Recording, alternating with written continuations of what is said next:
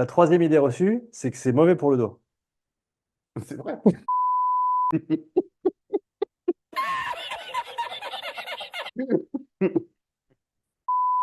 Pour fêter son quatrième titre de champion de France au rameur indoor, dans cette vidéo, Vincent te partage 4 idées reçues qui t'empêchent peut-être de commencer tes entraînements sur le rameur. Sans plus attendre, on est parti. Donc Vincent, quelle est la première idée reçue que tu entends souvent et qui empêche les gens de commencer à faire du rameur?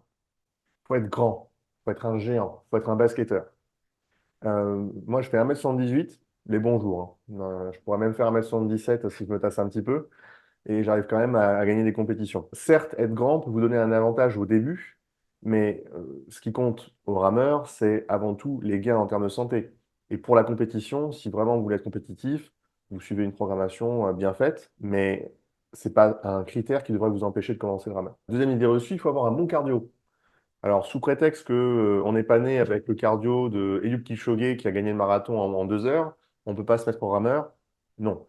Il y a des très grands athlètes dans le monde qui ont commencé en étant au même état physiologique qu'une chips et qui ensuite ont bien répondu à l'entraînement, ont pris du plaisir à l'entraînement. Donc, mettez-vous au rameur, prenez du plaisir à vous entraîner et le reste viendra naturellement. La troisième idée reçue, c'est que c'est mauvais pour le dos. C'est vrai. Il y a plein de sports qui sont dits mauvais pour le dos. Le premier à subir cette mauvaise publicité, c'est l'haltérophilie. C'est la raison pour laquelle en haltérophilie, on commence avec un bâton et pas avec une barre à 200 kg. La notion fondamentale ici, c'est la progressivité.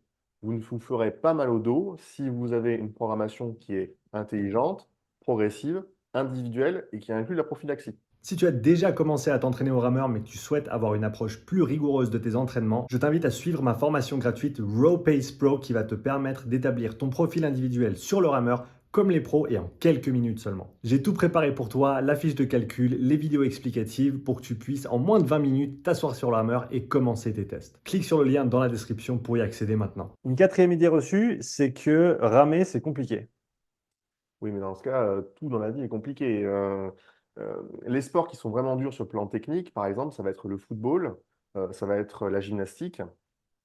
Le fait de ramer n'est pas si dur en termes de complexité de coordination. Ce qui est important, c'est, comme lorsqu'on apprend à jouer d'un instrument de musique, c'est faire ses gammes patiemment, avec de l'assiduité, pour apprendre pas à pas la musique, la danse, la coordination sur le rameur. Et donc, tant qu'on est patient et qu'on suit de bons conseils sur le rameur, tout se passera bien. Et maintenant, si tu veux connaître les 3 bonnes raisons d'inclure le rameur indoor dans tes entraînements, on t'a préparé une autre vidéo avec Vincent que tu peux visionner en cliquant simplement le lien que tu vois maintenant à l'écran.